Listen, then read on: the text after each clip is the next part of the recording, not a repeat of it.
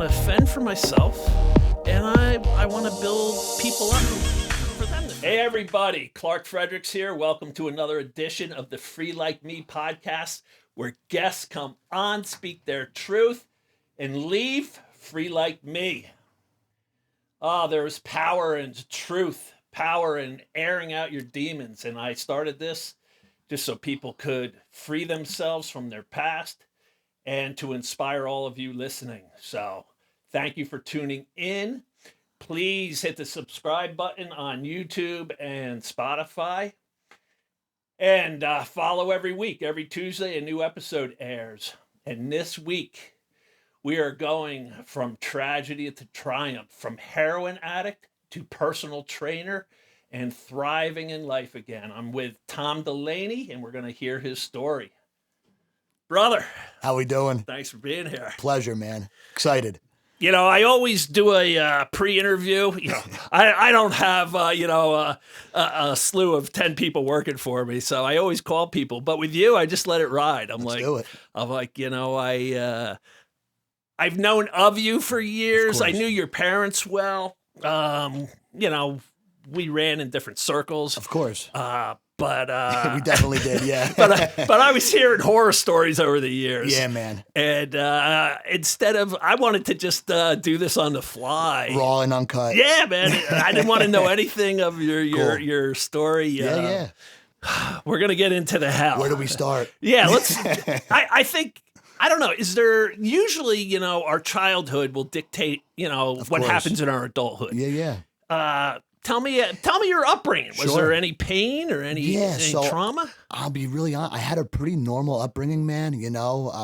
Close, tight-knit family, Irish, Italian, a lot of family parties, but, no real tragedy, like nothing crazy early on. I had a really good upbringing. My parents were very good. They were always working all the time. My father owns his own business, and my mother works there as well. So, I had a really good upbringing, family vacations, the whole nine, nothing crazy. People always think, if somebody gets into heroin or heavy duty drugs, trauma, that they got to be masking. It started something. off pretty innocently, man. I'll be really honest. Drinking at a pretty early age. I can remember a time my uncle sat me down. We were in Vermont or Maine or somewhere, and my uncle came over and he sat me down and he had a little like a rocks glass with maybe like half a shot or like a shot of some kind of scotch or whiskey in there. And he sat me down and he had like a little cigar, and I sat down. We're sitting out back. It's a beautiful night, and I'm sitting out back and I'm just, sipping on this little scotch and whiskey and smoking on a cigar. And I got to be honest, I loved it. What age were we talking? Oh man, I was young. I'm thinking probably like 10, 11. I was young, man. Yeah. I was young, and it was innocent. We sat out back and we were bullshitting, and I'll never forget it to this day. I felt something. I don't know what I felt, but I felt good. I felt a little warmth. I felt cool, out there at my uncle, and it just kind of progressed from there, I'm going to say, honestly, I'm not saying that was the defining moment where my life changed forever. Nothing like that. Addiction took hold at 10. It took a hold at 10, but no, I mean, my cousin and I would just getting introduced to it. Yeah. And, big Irish Italian family. There's family parties. Everyone's drinking. Wine on the tables. My cousin and I would go up to the table and grab a glass of wine and walk out back and take a few sips and, pretty innocent stuff, man, But people will be like, well, if he's doing heroin, then he must have been raised by the wolves, Right. But that's not the case. What I've heard recently is addiction is just an equal opportunity destroyer. I heard a parent say that not too long ago. She had lost her son due to addiction, and she had said that, and I was like, it just resonated with me, man. It doesn't matter where you come from, what you've done, who your parents are, how much money you have, it doesn't matter. Well, I've said that too. Drugs lie to you, and they don't care who you are. No. You could be the the actress, the actor, the musician. For sure. Look how many rock stars have died. Rock stars. Rap stars. Exactly. And friends who have gotten hurt have been prescribed painkillers, and, they break their arm or break their leg. Doctor prescribes painkillers, and, it just starts off like that for a lot of people too. When I was in prison, there was a bunch of dudes for bank robberies in there. and I'm like, what the hell made you go rob a bank? Right. And every single dude was like, I got hurt on the job. We got prescribed painkillers. Yeah, man. Got into heroin when the painkillers ran out, and then I needed to. They got really expensive too, man. I vividly remember where they got up to $1 a milligram. And there was a point where I was doing, 8 to 10, 80 milligram OxyContin a day. You're talking $80 a pill. Right. You're doing 8 to 10 a day. Tom, you're rushing the story. I know. Slow down. I got to slow down a little bit here. But yeah, man, it's So all right. So I think most people will experiment, taste that wine at the holidays, or grab a beer out of their parents' fridge, or I used to like go to all the bottles in the cabinet and pour a little out of each one. Yeah, then add a little water on top, so it looks the same. Right. I did that. That's normal stuff. It doesn't mean you're sorry, Mom and Dad. I let my older brother and sister take the hit for it. Yeah, see, my sister was too young. I couldn't blame her on anything, So just a normal childhood, no trauma. I had a great childhood. How was high school? High school was good. So insecure in any way? 100%. So listen, I moved to New Jersey. I don't even know what year it was, but we moved here. I was going into 5th grade. So my parents always had the business here in Newton. We lived in East Stroudsburg, or the Bushkill Falls is where we lived. For people that don't know, that's Pennsylvania. Pennsylvania, exactly. And I went to elementary school in Pennsylvania, and we moved out here. I was in 5th grade. I was just going into 5th grade. So I moved out here. I didn't know anybody. I knew nobody, and as a child, I remember being always like a little anxious, a little like intimidated, unsure, insecure, definitely for sure. And when I moved here, I didn't know anybody. So I was like, man, I hope I can make friends. Honestly, I didn't know anybody. I was coming to a whole new place, brand new high school, brand new everything. So that was a little intimidating. 100%. Yeah, absolutely. But yeah, so in high school, I played basketball, I played football, I ran cross country for a little bit. But in high school is definitely when, I started drinking a lot. I was drinking and I was smoking weed, here and there. But I couldn't wait for the weekends, And what age did you start smoking weed? Probably 15. So freshman year, I'd say. Yeah, maybe even a little earlier. For the first time, tried it, whatever. But as I started drinking, and we would drink on the weekends here, I knew I was a little different. It's hard to explain, but I was always a guy who was overindulging, and I knew that. But I couldn't wait for the weekend to come again. I was like, I planned my week around my weekend. I was one of those guys in high school. We couldn't wait for the weekend, man. Keg parties in the woods. God, are you kidding me? Bonfires. The best times of my life. Really, we had a great time. And it was innocent all through high school. It was, I thought I was having a good time, and we did have great times, but I was drinking a lot. I went to my... So I got a little story for you. So went out drinking on like a Friday night, and I had to work at the deli at Hayax, believe it or not, right? I had to work at Hayax, and it's like my first job. And I went out drinking the night before, and I came home. I got carried home. My mom had a longer burger party. Okay, so all my aunts, my grandmother, everybody's there. My buddy brought me home, and I drank from a 2-liter bottle. You're talking about everybody pouring into a bottle. It was like Captain Morgan, Southern Comfort, all sorts of stuff in a big 2-liter bottle. And everyone was daring me, come on, drink it. So I was like pounding this 2-liter Coke bottle full of all this hard liquor. Mixed alcohol. And I was messed up. And they brought me home, and my buddy knocks on the door. My mom opens the door. He plows me down, and I was just in bad shape. And the next morning, my parents were like, your punishment, you got to go to work. You're going to work. And my dad had a friend who was in recovery, and he ended up coming over, and he had like talked to me. And I didn't know anything about AA. Were you puking after that? Oh, I'm thinking yeah. if you mixed all my that God. stuff together. No. That's Oh, man. recipe Yeah. for puking. I was puking. Absolutely. And I was like belligerent, but that was like my first like drunk, that was like my first like, whew. So yeah, I went to work, and Danny was like, listen, go downstairs and I'm not going to make you work. Get a bagel, get some orange juice, go downstairs. So I just sat down, and I remember, like I said, my dad's buddy came in and was like, listen, we're going to take you to a meeting. I'm like, oh, all right. I knew nothing about AA. So I went to this meeting, and, a bunch this of, is this is my first introduction. 15 or so? 15, yeah. He decides he's taking you to a meeting. Yeah. And this is after that event? That's of after the 2-liter bottle? Yeah, after that event. So I went to my first AA meeting when I was like 15 years old, because I was drinking.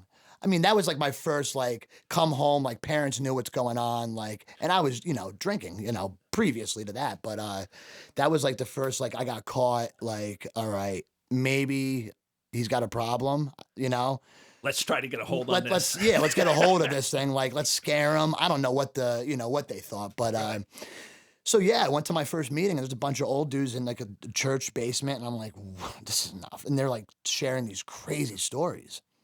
And I'm like, oh man, like this isn't for me. Like, I'm not like these people. Like, these guys are all like 50 years old. Like, this is not for me, And I was just, I don't really remember what I thought, but I was just like, this is tuning it out. Yeah, it was weird, man. I wasn't in it, But yeah, so I mean, I drank all through high school. I smoked all through high school. I never got in any real trouble. No run-in with the law whatsoever. I did a one overnighter. I got into a fight in East Stroudsburg at a bar, and I did an overnighter. It was a long weekend. I think it was like a Thanksgiving weekend. So I had to do like, I think I was like in there for like 2 days in Monroe County. Yeah. And I never told my parents. My aunt came and picked me up. But yeah, normal, just high school partying. Yeah. Right. Yeah. Maybe a hair to the extreme. No, definitely a hair to the extreme. Yeah. And I did, I think I was a senior. I tried coke, for the first time.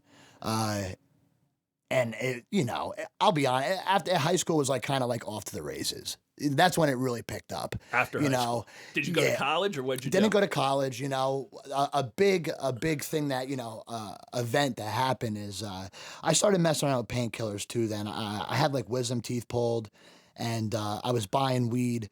Weed was illegal then, right? So like I was buying weed from somebody, and he had painkillers one time, and he didn't offer me them, but I was like, like, what are those? Oh, they're painkillers. And like, I had my wisdom teeth pulled. So like, I remember how they made me feel.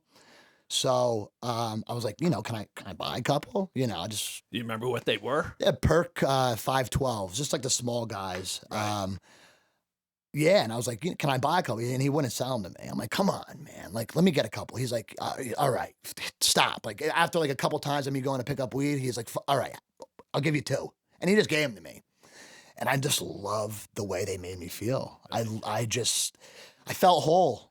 It's just one of the things that's hard to explain. Like, that missing puzzle piece, that insecurity, that, it was just gone.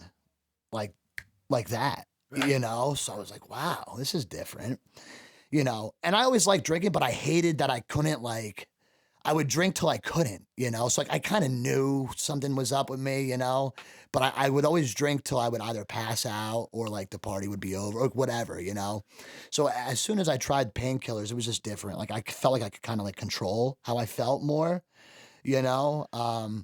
and I had Father Griner in here a couple weeks ago, who you probably know. Great guy. And he Great described when he drank, it felt like the angels were singing to him. Yeah. And that's what the painkiller, like all of a sudden the skies opened and the angels sang to you. Yeah, 100%, man.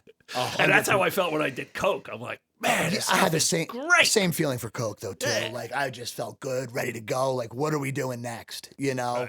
Right.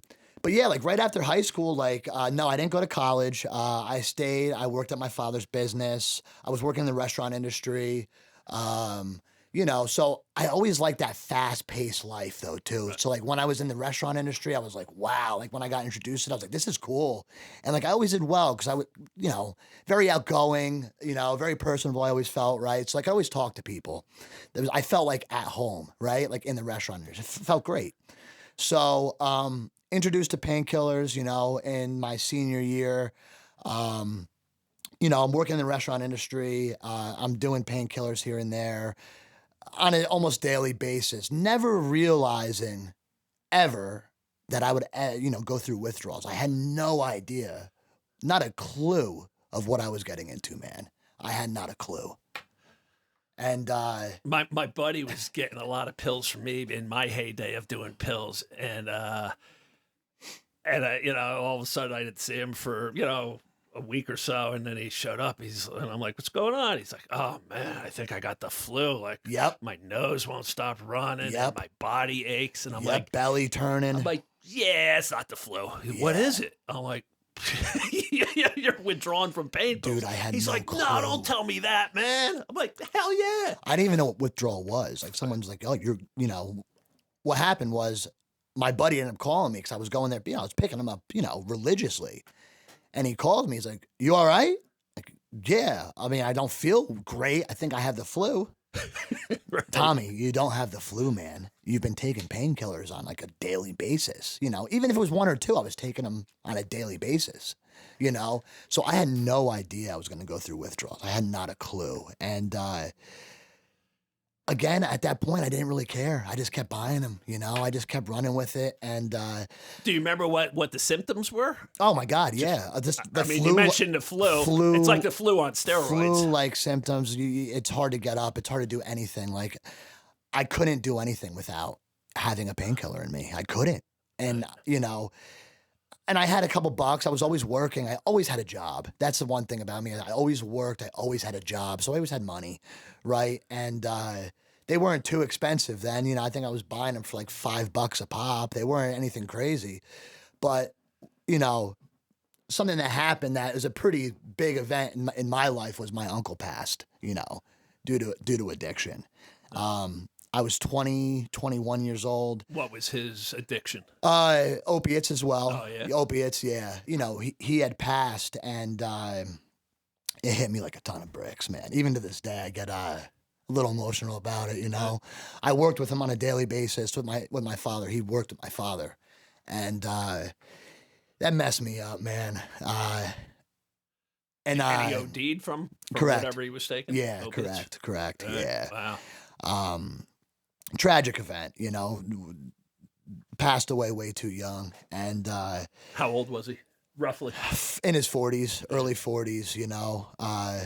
And I didn't take it. Did that wake you up at all? No, I went the other way. Right. Yeah. So, you know, I was doing, at this point now, you know, my addiction had definitely progressed heavily, you know, and that's when Oxycontin was like a big thing, right? So I'm doing anywhere from, at that point, probably 5 to 8 Oxy 80s a day, you know, and I'm sniffing them, you know, so I had graduated from just eating them, you know, and like they were like huge. That was like the thing. Everybody was sniffing those, and then they put like the coating, this caking thing in there. So when you couldn't even chop it, it would just be like a chunk, you know, like the yellow banana perk 10s. Yep.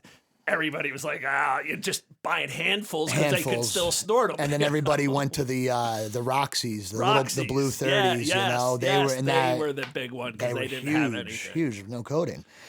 But, you know, so my uncle passes, and maybe 2-3 days later, it was the first time I tried heroin, you know. 2-3 days after his passing. Ironically, right? What was the jump?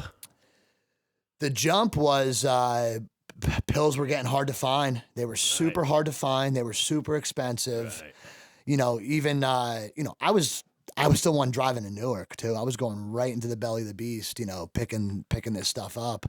For those who don't know, Newark, New Jersey, Patterson, New Jersey, Camden, they're like the rougher areas. Super tough area. Super tough area. Let's just say, you don't want I didn't belong. You don't want there. to be there. No, after dark. No, in those areas. No, and I'm bartending, and I'm literally driving right down to Newark right after I'm bartending. Right after work, I'm getting in the car. I'm going to Newark. I always mention, like, something in my life was I couldn't live to the boundaries I set for my life. Like, and, like, I could relate. So, big like, time. I told myself I would never, ever, ever, ever, ever do heroin. Oh my God, of course. Then, I didn't just wake up thinking, I'm gonna. I can't wait to try. I can't finally. try. No, man, didn't go that way. But at all. So you had that as a boundary too. Oh my God, I thought I would. Dude, I never thought I would do any of this. Right. Like, really, I never thought I would go through what I went through. I did not plan this out. It wasn't like I'm going to be a professional drinker or drugger. Like, it did not go that way for me. It just sneaks up on It snuck up on me. It's very insidious. It's very insidious, man. And, when after my uncle passed, man, it ramped up and it took off. I went to my first rehab in Florida, in Fort Lauderdale, Florida. It was called the Recovery Place on Federal Highway or Federal whatever it is, a big highway out there. At what age is this? I'm like 20, 21. I'm just. How long after your uncle? A couple months. So, after. My parents. It ramped up that quick. It ramped up heavy. With heroin? Heavy duty. Once you started, did you ever go back to pills? I would still get pills. Oh, yeah. Do both. That's what if the pills were around, I was getting pills 100% of the time. You know what? 100% of the time. You justify in your mind, well, it's just they're pills. Doctors are prescribing these. Right. Like, I'm okay. Right, it's a pill. It's a pill. Yeah. And then same thing. Like they get hard to find. They wouldn't be around. I would even go to Newark to try to get them. And sorry, man, we don't have any, but we do have this. That's the exact same thing I heard. I don't have any pills, but I got some of these little packets. And it scared the shit out of me to try it. But I was so sick and so desperate to do whatever I had to do to not feel that sickness that we talked about, right? Because, like, you feel like you're going to die. You're not going to die from opiate withdrawal. You're not. You're going to die from alcohol withdrawal or benzos. Right. But you feel like you are going to die, man. I could not get up. I could not go to work. Right. I thought I had restless leg syndrome. Oh my God. Because I could never, same thing. Can't keep your legs still. Dude, I couldn't. I would lay in bed and my legs. It's like a lunatic. Drive me insane. It was, same thing, man. No, and then there's the mental part of it too. And I'm telling all my buddies I got restless leg syndrome. Yeah. Of They're course. like, oh yeah? Of course. Nobody knew I was doing. No, and that's the thing too. Like, people knew what I was up to, but they didn't know. I ran alone. I was always, so when I would go to Newark, when I would like use the way I was using, I might go out to a party here and there, but I might go to the bar here and there, but I'm alone. I never ran with anybody. I thought it was a liability. I didn't want to have anybody with me. I didn't want to have to deal with anybody else. I just didn't. Be responsible for them. Yeah. I didn't want to be exactly. I didn't want to be responsible for anybody else. So my uncle passes, and I go to my first rehab in Fort Lauderdale, and man, I will never ever forget it. I went to a detox in Opelika, Florida. Very, very nice place on the bay. I'm fishing. There's a professional hockey player there. There's a personal chef there. Like, I'm like, wow, this is different, and they're what they detox with me with liquid hydrocodone and liquid Valium. Huh. That's what they detox me with. Okay. So I'm there for 7 days, and you could get a PRN. So you could get a dose between a dose if you wanted one. Dude, I was floating in detox, floating, here it's a little red cup, and I'm fishing, and I'm eating like this great food, and I'm like, I could do this. This is easy. Are you kidding me? This is detox. Okay, cool. Right.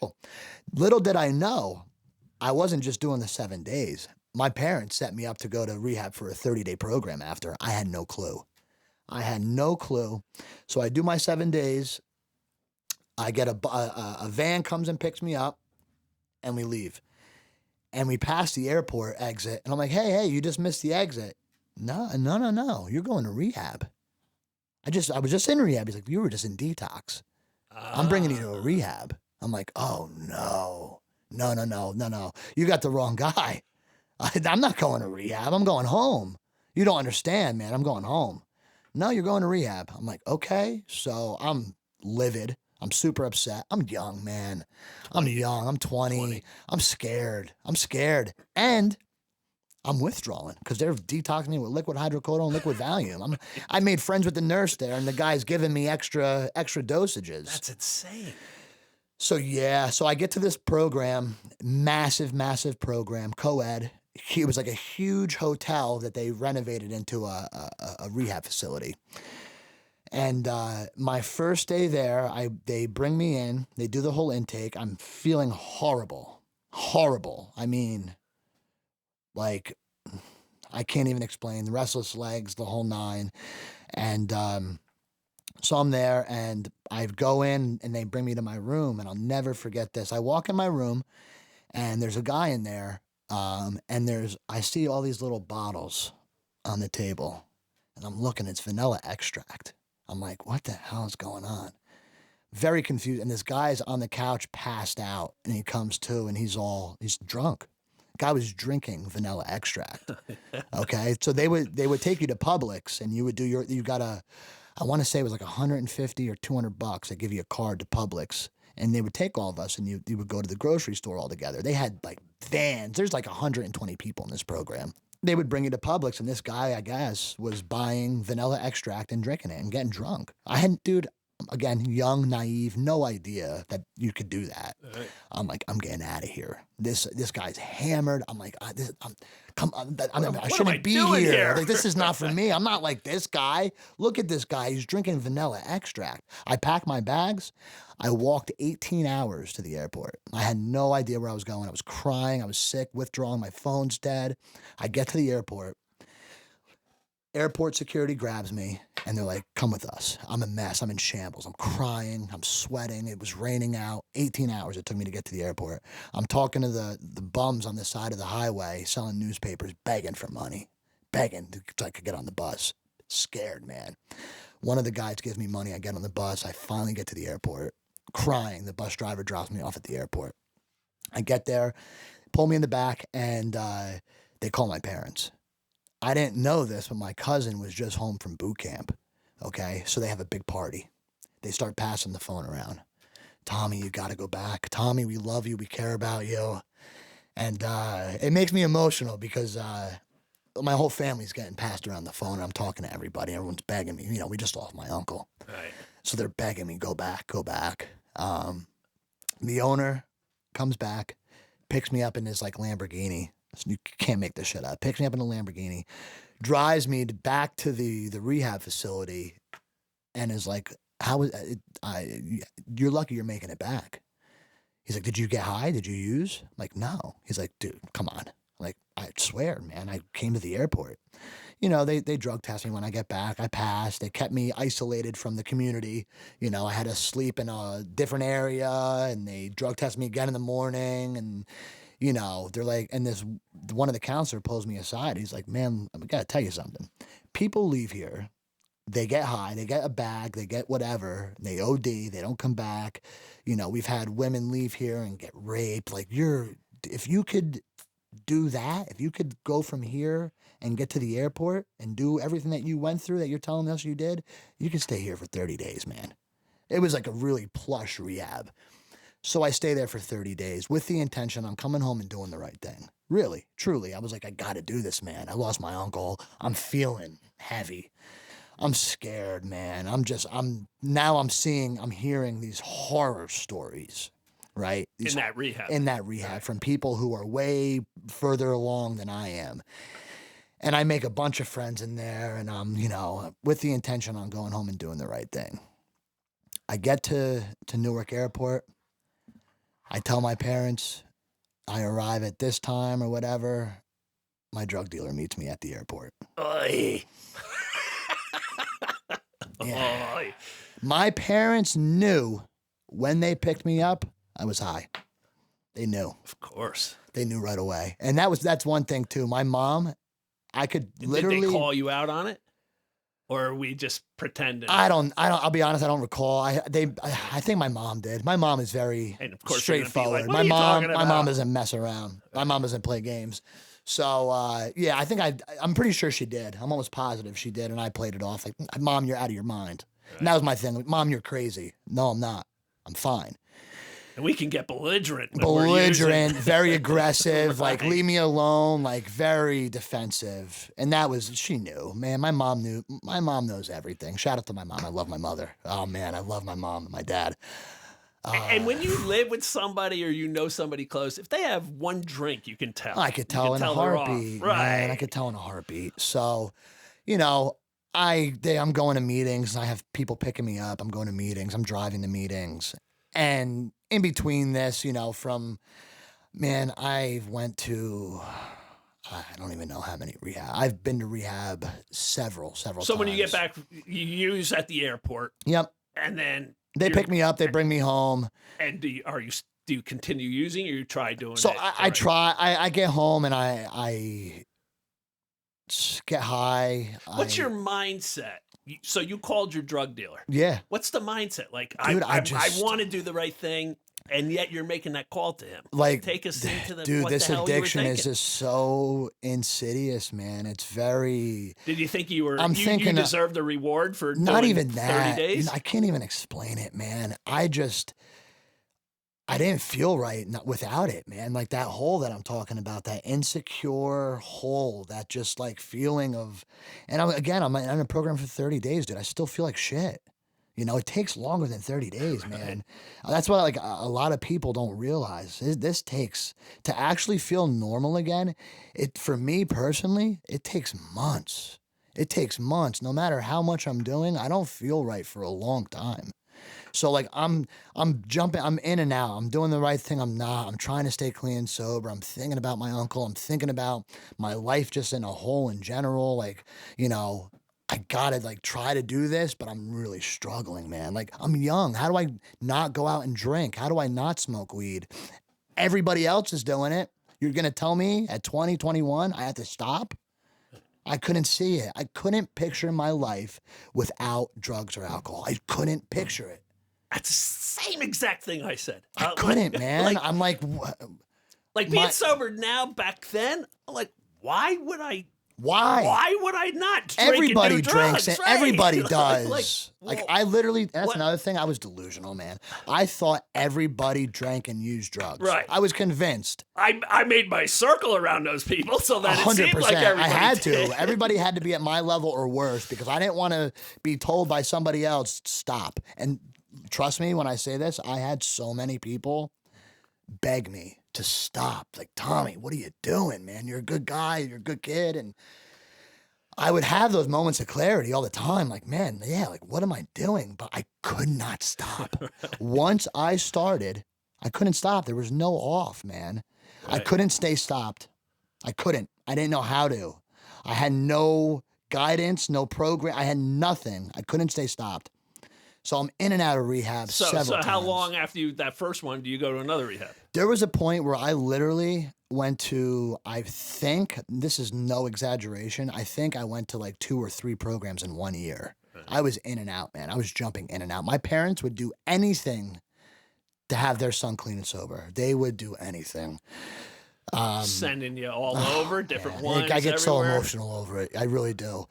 My grandfather brought me to a priest, dude. Like, he had me go see a priest. They were willing to do literally anything. They spend whatever. I can't even. Rehabs aren't cheap either. No, it was like $30,000 for exactly. a 30-day program, right? Like minimum.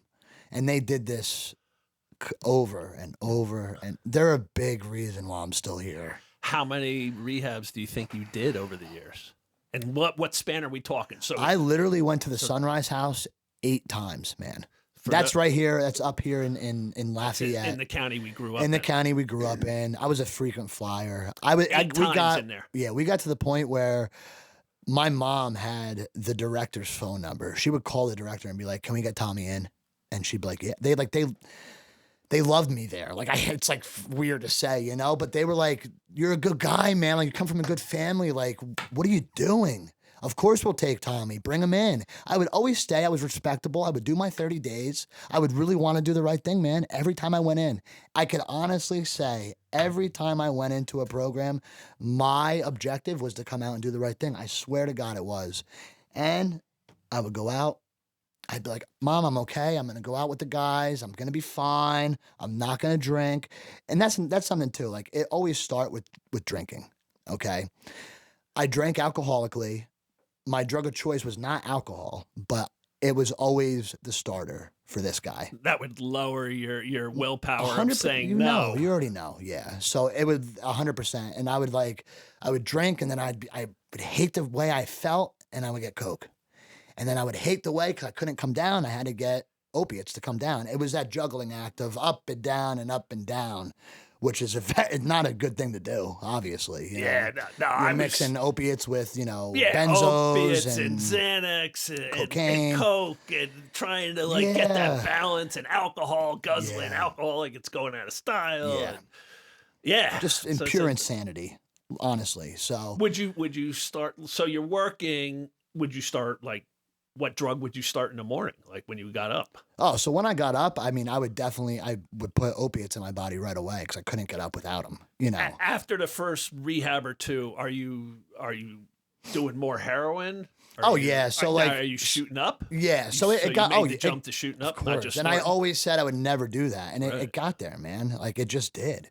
I was, and that's when you really start, rolling the dice. It becomes Russian roulette, and I mean, it was dope back then. It wasn't fentanyl, okay? Yeah, I got out right before they made the switch to fentanyl, thank God. Yeah, I was on that cusp. It was right there, and there was a few times that I had gotten fentanyl. I knew it was because it hit me. Whoa, this is definitely not heroin, and you could tell because it was like just white, Dope, for those that don't know, is brown. It's got a brown to it. Very brown. Yeah. And little smoky exactly. And I sniffed it forever. Like I didn't just go right to shooting, obviously, but I never thought I would do it. I never thought the first time I did it, somebody else did it for me. I was so scared to do it. It took me a while to learn how to do it, and that's when it becomes a gamble, man, because you're playing with fire, with pure fire. So, yeah, man. Did you ever shoot up Coke? Oh yeah, of course. Yeah, I never shot up Coke. I was snorting literally around the clock. Yeah. Not many times, not a lot, but guys were like, "Oh, because it was totally different." It was too. Oh yeah, put you into a rabbit hole. A rabbit hole for sure. You felt it go through you. You're like, whoa! It was like it was like It was like, right. Yeah. So again, my main thing was opiates. I would get my hands on whatever kind of pills. I tried to stick to pills as much as I could if they were around. Because I was so scared to do heroin. I was, my uncle passed away from this stuff. Right. I was so scared. So you started around 20 with that. What's your run? Like how long? Well, man, into your 30s? Oh yeah. Oh yeah. So in and out of a dozen rehabs in that time. Yeah, about a dozen. Wow. About a dozen. Right. Yeah. So it progressed, man. The progression is real, and what comes down to, I couldn't think to live without drinking or drugging. I just couldn't do it. I worked at all these bars. There was a time where I was working at the FanDuel bar in East Rutherford, so there's gambling going on now too. And here you are. I'm meeting all these walks of life. Okay, like I'm meeting tons of people on a daily basis. And I never I don't want to say I sold stuff, but I would get stuff for people. People would call me, "Hey, can you get me anything? Like I'm hurting." Like I was never like a dealer, I can't claim that. But, people would come into the bar and be like, "Hey, can you help me out?" So my dealer would come to the FanDuel bar and drop off, whatever I needed for people. So it got pretty dicey. I mean, there's cameras everywhere there. You're in a gambling environment. So I didn't last there long. I was there for a couple months, and I knew the heat was on. I had been pulled aside. Hey, you all right? What's going on? You doing okay? By manager? Management, yeah. Did you ever have any run-in? I mean, minus that 2-day stint with a fight in Stroudsburg. Did you ever have any run-ins with the cops?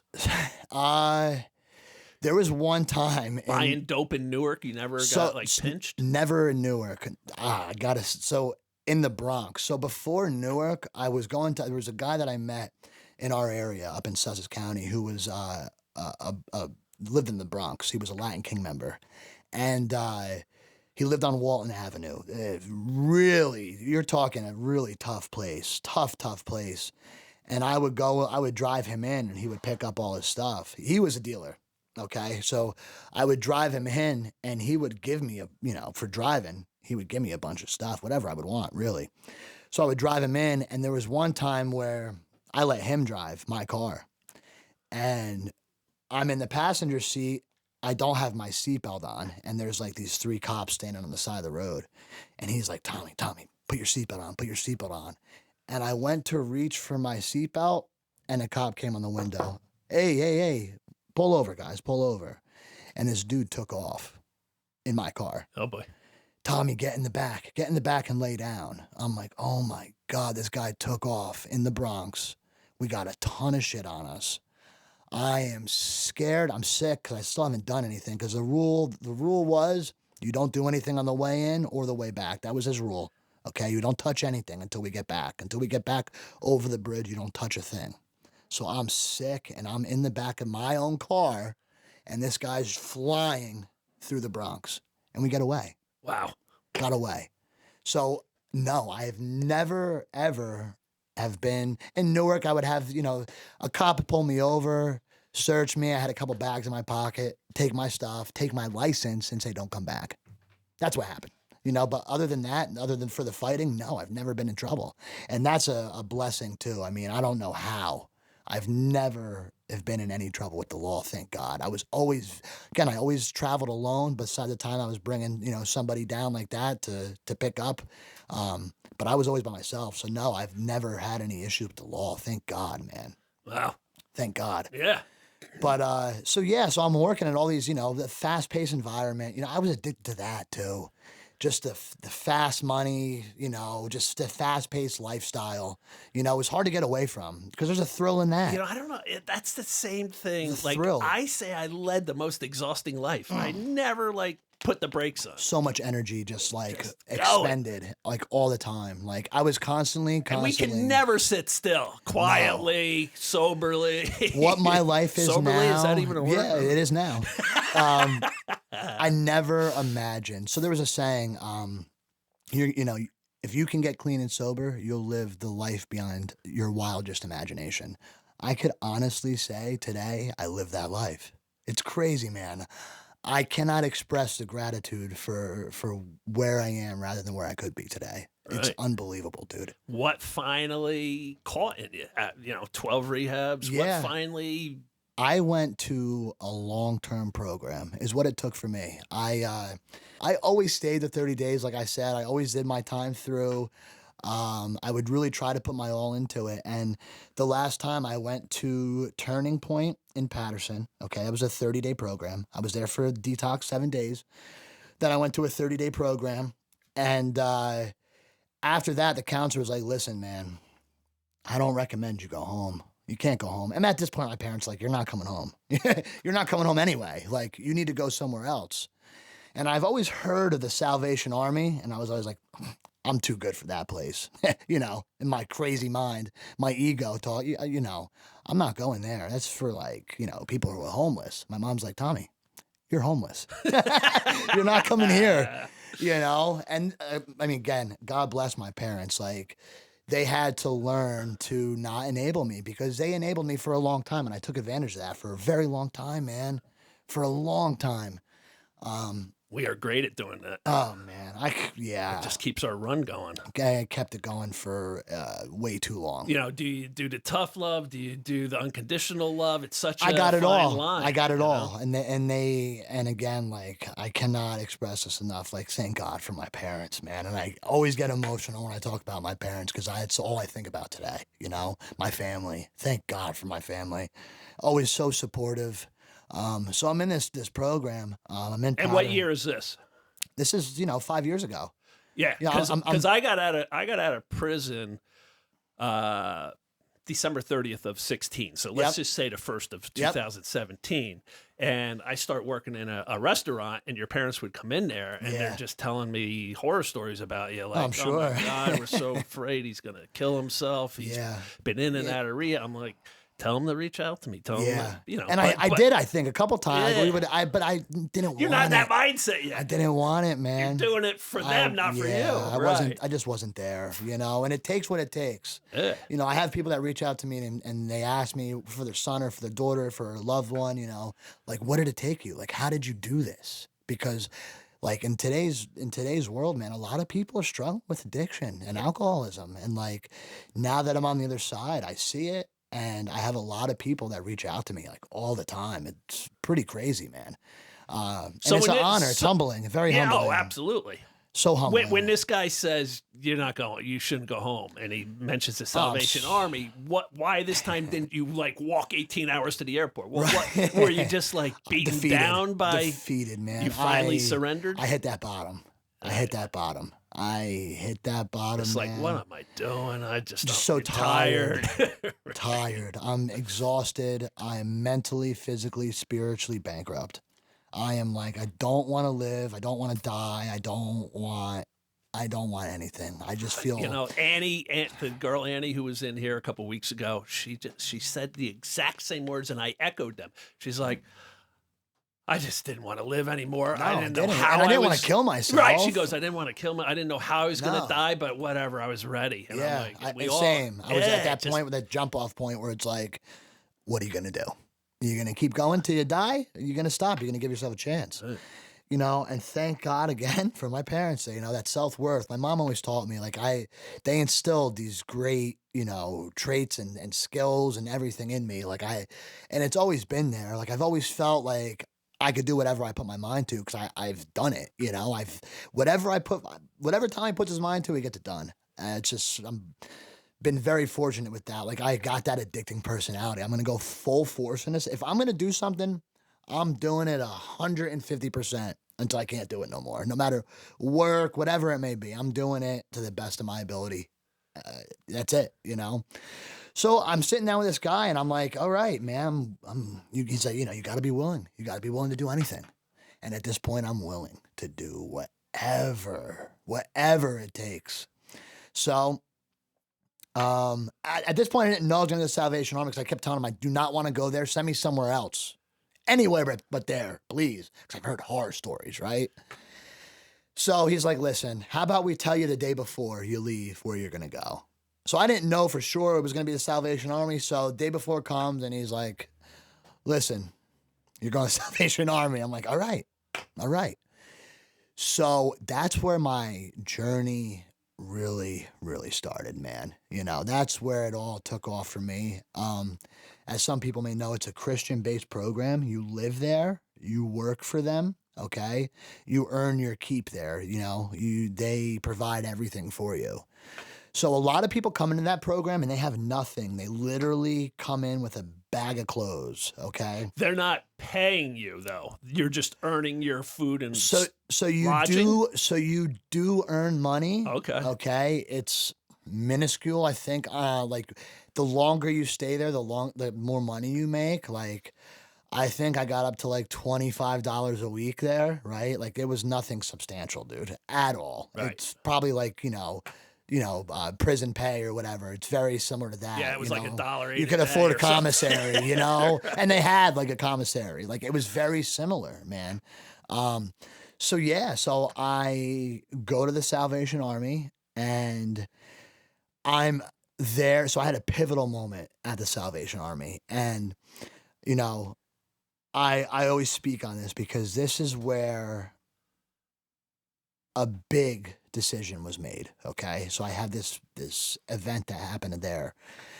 So I'm there, I'm clean, sober, 7 days detox, 30-day program. So I'm roughly 40 days, okay, in this program. And you're on lockdown. Like they call it blackout. You can't go anywhere. You can't leave the property because eventually you can. You're there for 2 weeks on blackout. You can't make any phone calls. You can't have your phone. You can't, you have to go to their daily classes, and it's a Christian-based program, okay?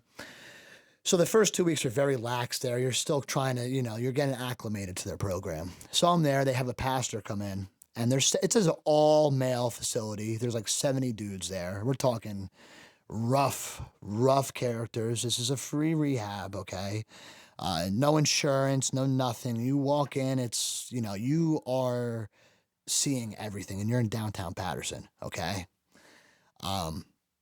So I'm there, and a pastor comes in, and he starts reading from the Bible. And I've always been, I was brought up, Catholic. I've always believed in God. I always have. Again, you got to be willing. All I keep remembering is you got to be willing, Tommy. Tommy, you got to be willing, right? Open-minded and willing, okay? So I'm listening to this man speak, and I'm getting super emotional.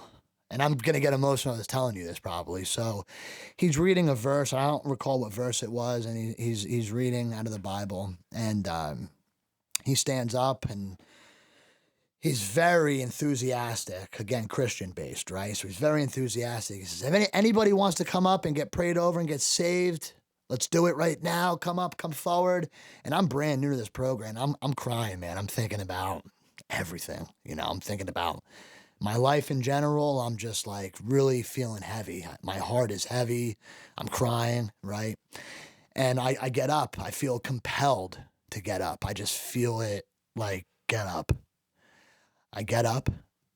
Me and I believe maybe 3-4 other guys get up, and 70 guys. And you hear people snickering and laughing or whatever. And I'm just like crying, man. I get up, and there's like a little bench, and he says, please kneel, you're right. And he gets up, and he's praying over us.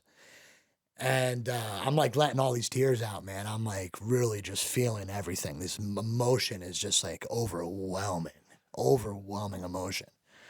I get up, and I'm feeling, he's like, listen, he hands me a Bible. He says, you've been saved, I want you to go upstairs. I want you to read this verse in the Bible. Please go upstairs. Everyone's walking out now, and it's like a big building, 3-story building.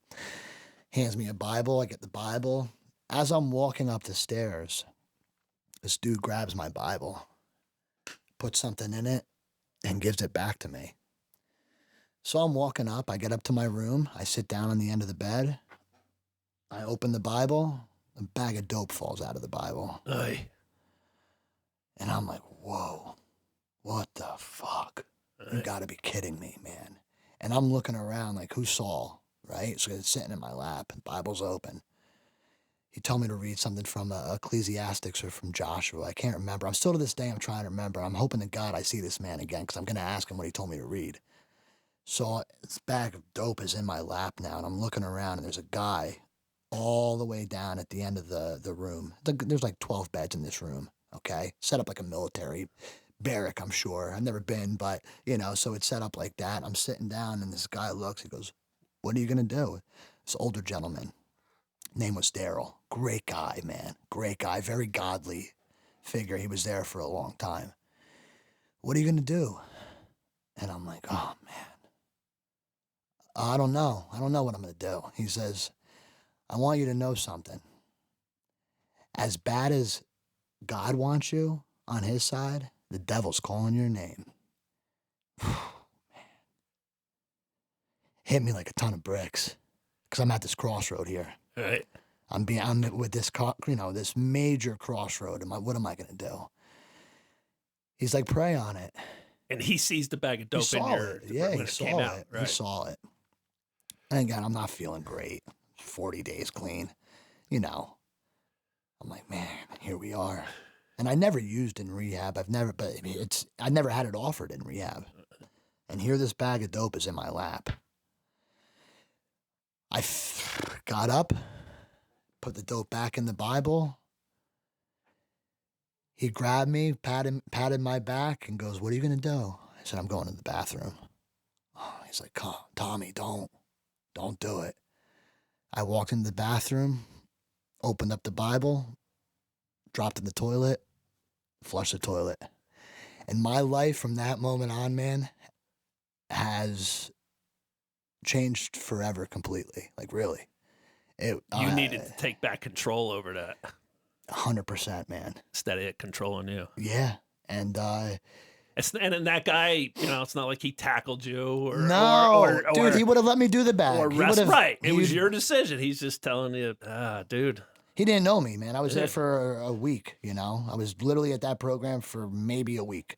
He didn't know me, He didn't try to grab it out of your hand. He didn't do anything. Because it had to be your choice. He didn't do anything. Right. Man. It had to be your decision. And it was my decision. And that program saved my life, man.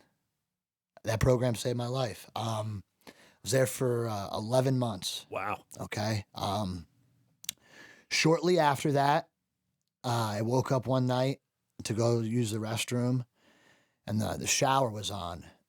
And I walk in the bathroom, and there's these feet hanging out of the shower. Oh, boy.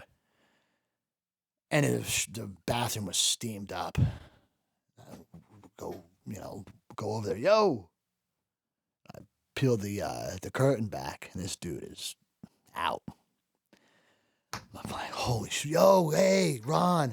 The guy, one of the house managers' name was Ron. I'm screaming, Ron. Somebody help me. I prop this guy up. House manager comes running in. What happened? The guy's bleeding from the back of his head. He died, man. Dude died. This is literally not long after that whole moment I had. And I'm like, holy shit, man, this stuff is real. This is real, man.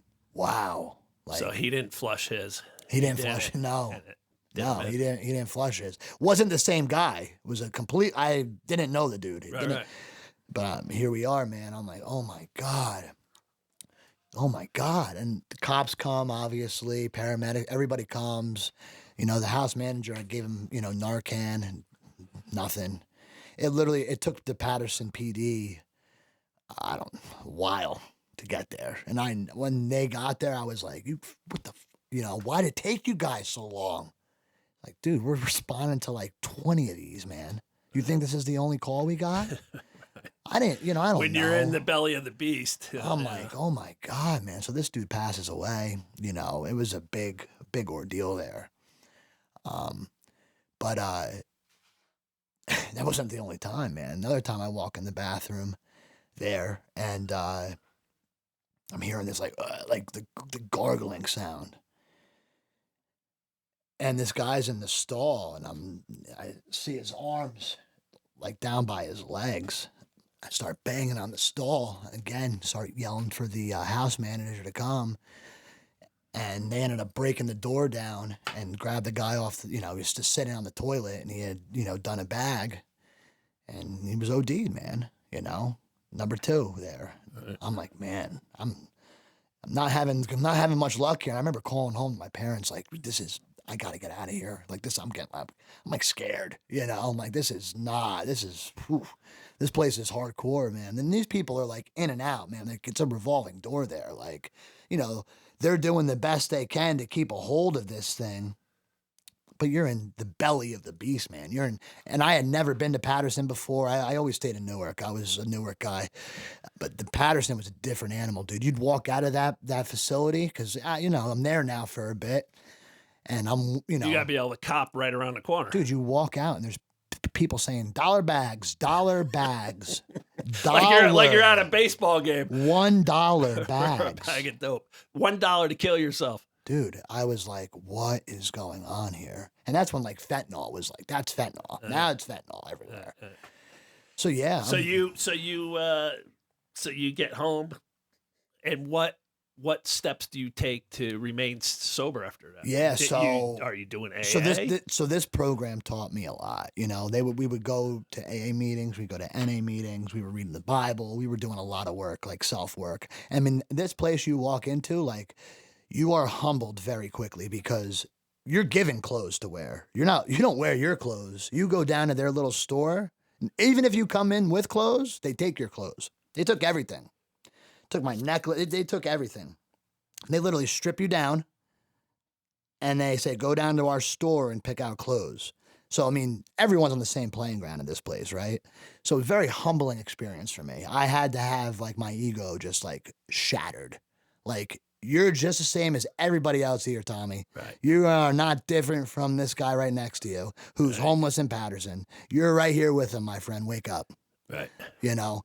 So they instilled a lot in me, man. I found God, man. I found a higher power. Tommy stopped running the show. Tommy was no longer running the show. And that's what it took for me. It took me getting very honest. It told me, I literally ego smashed, honesty, willingness, open-mindedness, like they talk about in AA. So for me, yeah, AA was a big part of my recovery and still is to this day, you know. The gym, wellness as a whole, as much energy. So you realized that exercise was also a gateway to a new you. Oh my God. So in the Salvation Army, I am literally, these guys were laughing at me. I'm sitting there doing push-ups, doing sit-ups, like, you know, in between work, I'm eating healthy, like they're preparing meals and I'm stripping down everything they're giving me. I'm just eating the protein and just the carbs. And I'm like in this mindset, because I've done this all before, you know, like here we are again, like you got to get your body back up. You got to get your mind right. Like I have to encompass everything, mind, body, spirit. I got to do it all. If I'm going to stay clean and sober, and I need to do all the work, not just some of it, because I've tried some of it. I try to do it my way, grab here and there, I have to do everything. I have to go to AA. I have to, you know, remain spiritually fit. I have to become physically fit. So yeah, fitness was huge for me, man. And then you become a personal trainer. Yeah, and it's something that I always wanted to do. I never thought I would be able to I'd like take it into a full-time business, man. I made my own LLC. I did the whole thing. I started it up and I had a great response from the community, man. I had a lot of people that came to me to get physically fit and just become healthier, you know? And I know you jumped around from a couple gyms, you know. Yeah. At each location, you were always maxing out your client list. Maxing out. Yeah, always, man. I had a great following. I still have a great following. People still reach out to me to this day asking me questions. Yeah, and you had some high profile people, yes. judges and lawyers and doctors Correct. that you trained. Yeah, absolutely. Yeah, and it's you know, I've always had the ability the gift of gab, you know. So I've had some great clients, like you said, judges, doctors, lawyers, you know, all walks of life, man. You know, young kids, you know, parents sending to me, and I love it. I love it, man. So health and wellness was huge. It was a huge part of my recovery. I have to have a routine on a daily basis for me. For this addict and alcoholic, I have to have a routine. So So what's made you free? I am, so a routine every day. Every day. Prayer? Yeah. I try to get on my knees as often as possible. I'm not perfect, man. But I talk to God. I talk to my uncle. I talk to the powers that be, man. I'm not big on religion, but I'm a spiritual guy. I'm very spiritual. Yeah. My wife is as well. Yeah, my wife is also in recovery. So yeah, we live a completely different life today. I try to put all that energy that was negative into the positive now. I go full force on the other side now. When I'm locked up in prison, guys were like MacGyver. I couldn't believe. I'm like, so in the South, and I'm like, man, why don't you take that ingenuity and use it for good? And that's what I essentially have tried to do. I've done, man. Yeah. It's been a blessing, man. I've had like I said, a great response from the community. I've had a lot of support, a lot of people rooting for me, which has helped tremendously. There's just such a stigma on this stuff, man. You know that. Yeah. There is even to this day, you know, it's lessened up a bit because there's a lot more awareness. There's a lot more, you know, studying that's been done on this, but the stigma is still there. I still get glares, you know. I don't care today, you know. Like that was another thing, you know. I always cared what people thought. You know, what everybody else thought of me. Today, I care about myself. Right. You know, I care about how I feel, you know. Yeah, my life has completely changed, man, for the better. You know, I obviously. always thought, you know, if my abuse ever got made public, it would destroy me. Of course. And yet that's what freed me. Total opposite. Right. It's It's been what freed me. And that's the thing too. Again, like I said before, honesty. Because I would go get out of rehab and I wouldn't tell people, you know, I was in rehab. I wouldn't tell people I'm an alcoholic. I was always scared. I was always like insecure. Today, I tell everybody I'm in recovery, man. You know, I just had a tooth pulled on Tuesday of last week, a molar pulled, right? And the doctor's like, oh, you know, I'm gonna prescribe you some Percocet. Please don't. No. I can't go there. I will not touch anything today. I have a hard time taking aspirin or ibuprofen or anything like that. Like, Right. I don't want to. Same here. Yeah, I just don't want to take anything. So, like, but you know, my mind, that addict and alcoholic thinking, man, I was in some pain too. Does your devilish little mind ever, you know, say, you know, course. like, man, Of course. how fun was it how fun would it be to get high? Of You know, like course. my mind still tries to tell me, man, doing a little coke would be great again. Yeah, of course. And then I have to remind my little Where it mind, takes you. like, You know, hey, you know, yeah, you man. destroyed my life. I'd be a liar if I said no. Like, of Right. course, I'm an addict and alcoholic, man. Of course, it's pretty normal for someone to think that way. Right. You know, if you're struggling out there, it's okay to have those thoughts. I just don't act on them. Exactly. You know, I try not to act on those impulsive Thoughts come thoughts, and go. man, We because they have- come. And the more power you give the thought, you know, you got to be careful because Yeah, you can't sit there for an hour and absolutely not. No, and just contemplate it. and just rehash the good No, part of when you of got course. high. And at this point, for me, there's not too many good parts. No. I don't think of anything good anymore. You know, and you know, I bartend today. You know, I work at a wedding venue. I bartend, I manage, and people always ask me, dude, how do you bartend? Like a sober bartender? I'm like, dude, it's great. It's great. I love it. You know. When I worked in the restaurant industry, of you know, course. people said like you can be around the liquor. I've done you a know, lot of work on myself. I would have to go down for the bartender and get bottles course. in the liquor room, and I'm in there course. by myself. And never once No, did I man. say, Oh, that's a "Let's good just idea. grab a bottle It'd be right a good now and idea to chug it." drink. Right, Yeah, no. no.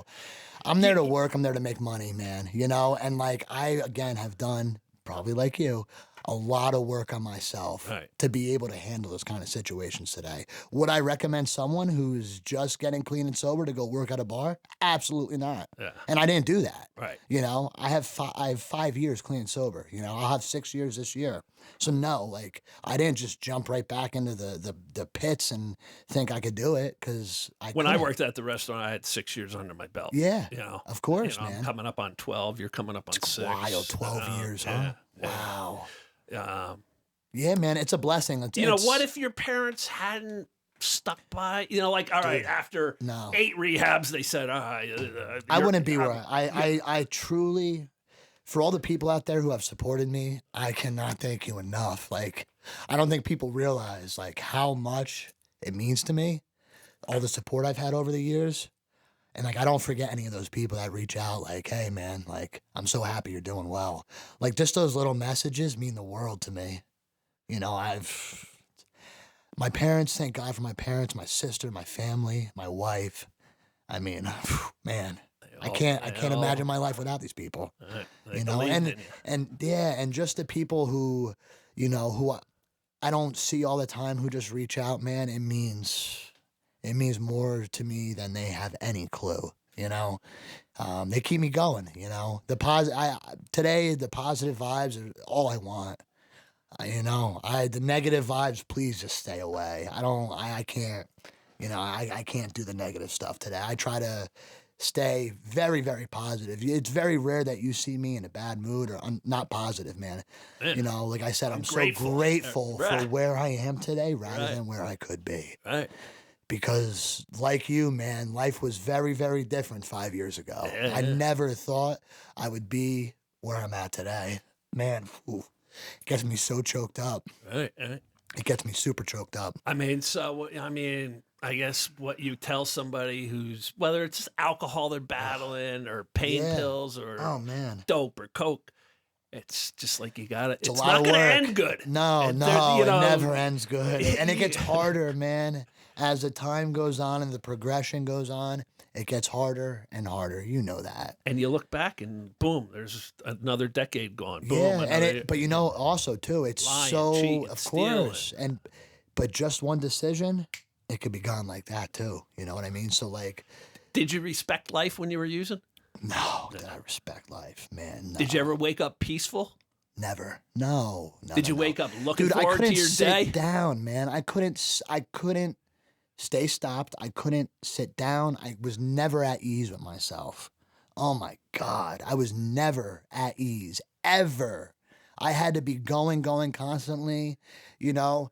And today I could like sit down and read a book. What's it like when you wake up now? Oh man, again, gratitude. Gratitude. I wake up, I take a deep, like I'm intentional, like with my breathing, like, wow, life is good today, man. Like I have Cadillac problems. I have high class problems today, man. My life is good. My life is so good, man. You know, I'm grateful for the problems I have today, you know, like no matter what they may be, like I look at it as a challenge, like, and there's a solution to every problem. There's a solution today. I didn't live in the solution, man. I lived in constant fear, constant anxiety, constant just like pure insanity, man. My life was in shambles, you know? And today it's not like that. Did every little problem back then seem like Mount God, Everest? Come on. Problems. Dude, I could pop a tire and I would be, I better go get a bag, you know? Oh man, I better go have a drink, you know. But no, like today, like now you can handle anything that comes your way. Dude, I could go anywhere. I could handle anything that comes my way as long as I stay clean and sober today. If I stay clean and sober, throw whatever you want at me, you know. But I see people on Facebook post, you know, like, you know how pissed off they are, what kind of day they're having, and I think to myself, I wonder if they're drinking or smoking, we've had doing whatever. Yeah, that's like, no, of course, it's really not that bad. Like the death of a loved one, you can handle now. Like, yeah, whatever comes along, right. Man. I'm you know, I have a lot of faith today. I have a different perspective on life. I have a new lease on life, man. You know, like I'm at peace, like you said, man. I'm at peace today.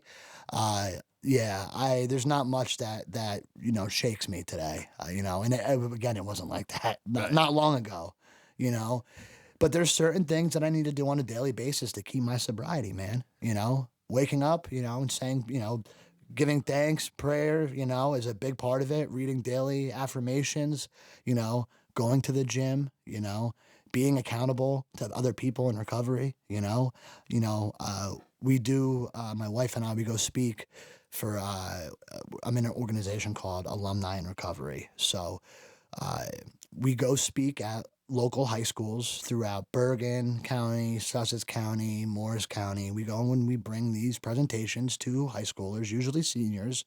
It's a two-part, program where there's your alumni and there's also parents who have lost kids to the disease of addiction.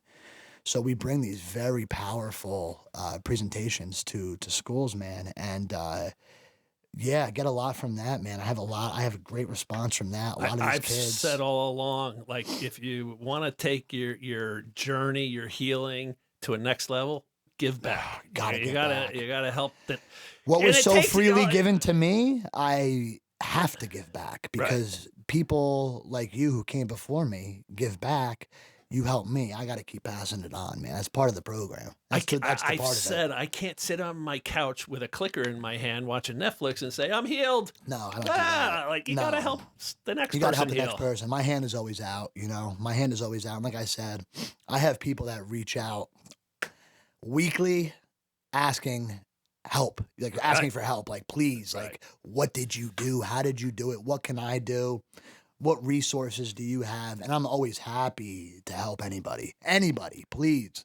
You know, I could show you the way, or I have somebody else who could show you the way. Like, you got to get back to the community. And that's something we try to do. We bring awareness to schools, man, because there was nobody when I was a kid, you know, telling me, you know, bringing awareness to this kind of problem. It's epidemic, man. You know, there's pills, there's all sorts of stuff out there today, and like these kids have no idea what they're getting involved in. They have no clue. Right. You know. Awesome, bro. Yeah, man. Pleasure. I'm happy you're still alive. Me too. Wow. I'm happy you're alive too, man. No, it's a blessing, man. Every day is a blessing, really. Just truly grateful to be here. Thanks for sharing that with us. Absolutely. All right. Cool, man. There you have it, everybody. Another edition of Free Like Me podcast. Tom Delaney, 12 failed rehabs, and then Salvation Army saved his life. Yeah, man. He was able to do it. You can do it too. I was able to turn it around. You can. If he and I can do it, you Amen. can do it. Anybody can do it. Amen. See you next week. Peace.